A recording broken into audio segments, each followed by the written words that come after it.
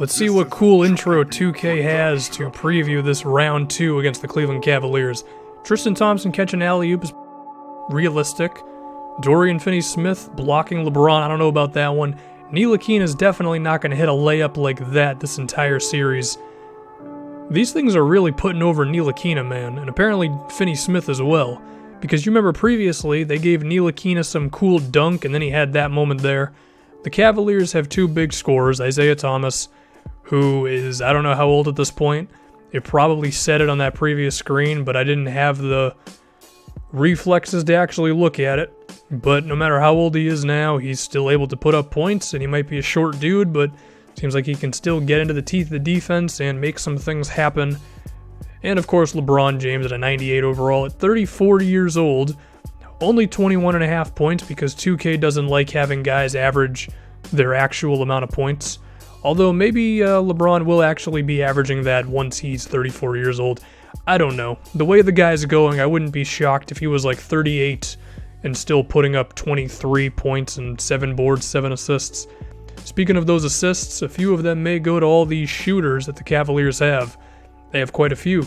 There's Jay Crowder, who's going to be spotting up on the wing.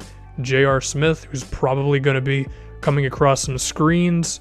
We've got Luka Doncic, who they acquired with the Nets pick for Kyrie Irving. There's also Cedi Osman, who's going to be spotting up.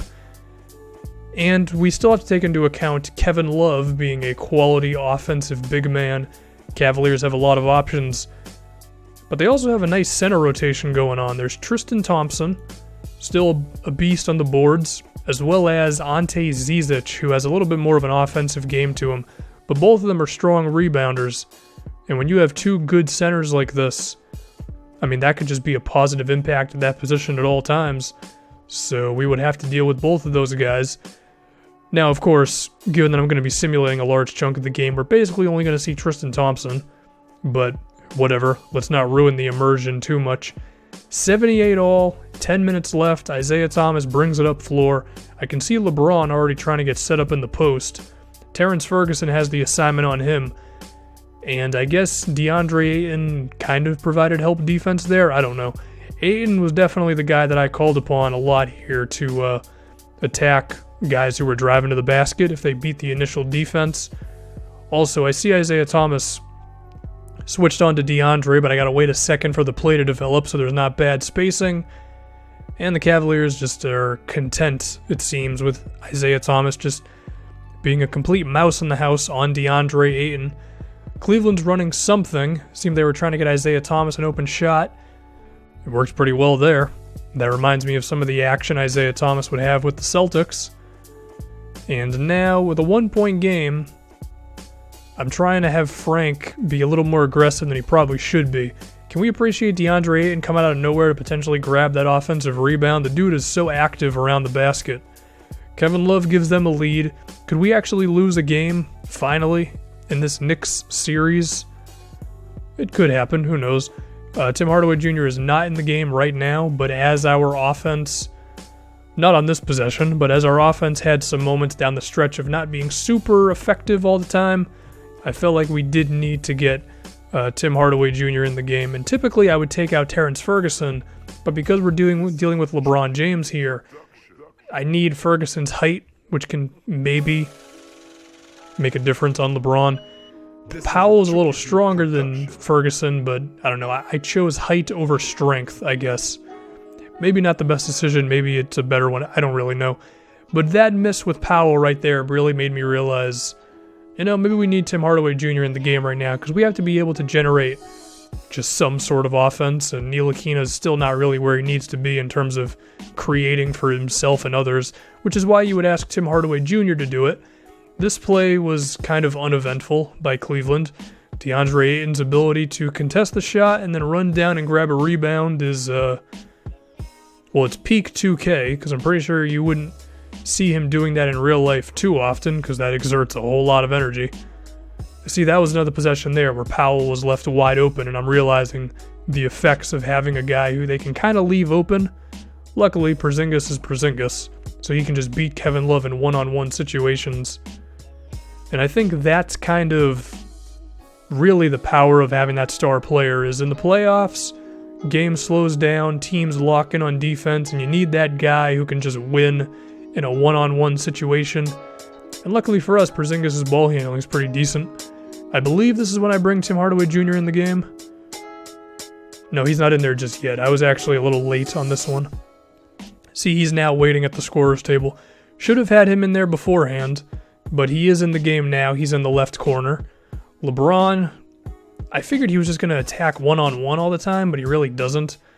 And I think, part of the problem, I have mentioned this with 2K games facing the CPU. Wait, hold on. We need to appreciate this dunk by Porzingis before I do some actual breakdown here. Dude just goes through the teeth of the defense, and who was that who got dunked on? Cedi Osman? Well, rest in peace, Cedi. Anyway, the CPU just has too many plays in their playbook. There's like 50 plays, and as a result, they don't play like themselves in real life.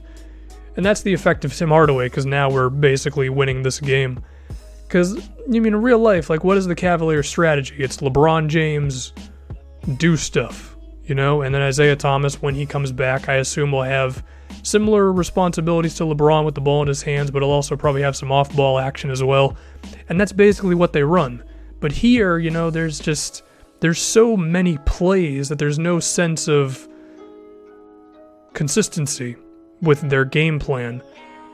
This was interesting. They were double-teaming me, and I wanted to run the clock out because I could have shot the 3 with Porzingis, but I figured why not wait. And the shot I get with Ayton, well, Tristan Thompson was just a little late on the actual contests. And once that basket went in, I had the epiphany of, I gotta put it on Hall of Fame. This thing I've been trying to do with superstar difficulty and making the sliders heavily in favor of the CPU. It's the ideal situation, but it seems to just not be working. So we're gonna go with Hall of Fame. I'm actually gonna bring some of my stuff down because I don't know, man.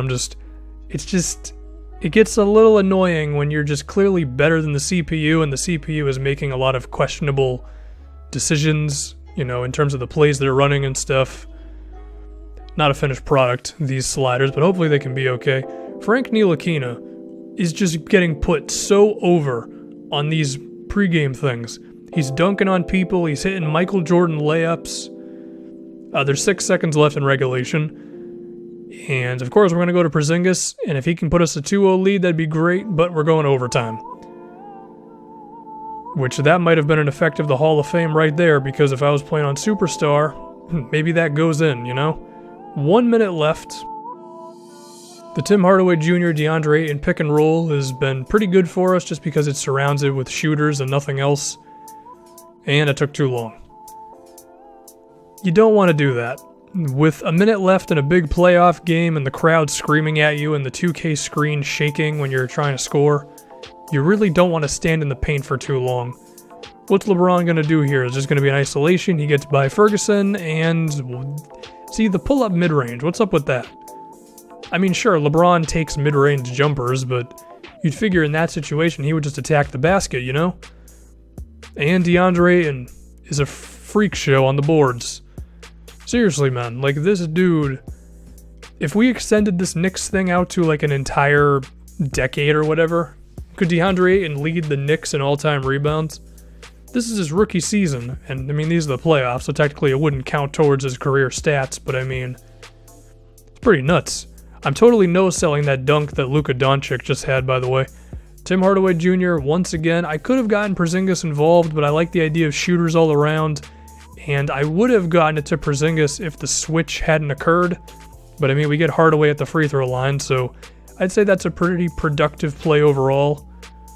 Except he can't make it in. Notice the 69% chance.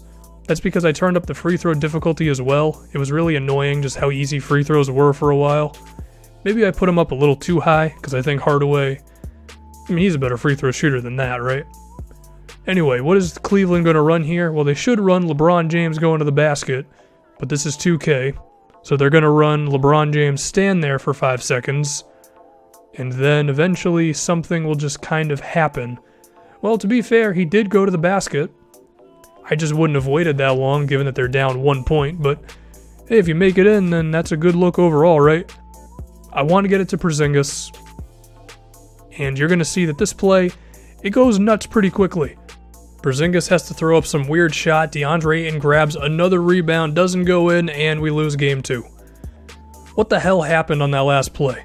We had Porzingis going kind of towards the rim, and then the spacing just died down really quickly. I don't know how the hell Ayton grabbed that rebound, and we were basically over. I think what did us in there was actually having Ntilikina in the paint, because that meant that Osman could defend Porzingis, and then from there it just snowballed. We got our one win in Cleveland. We actually lost a game in this series.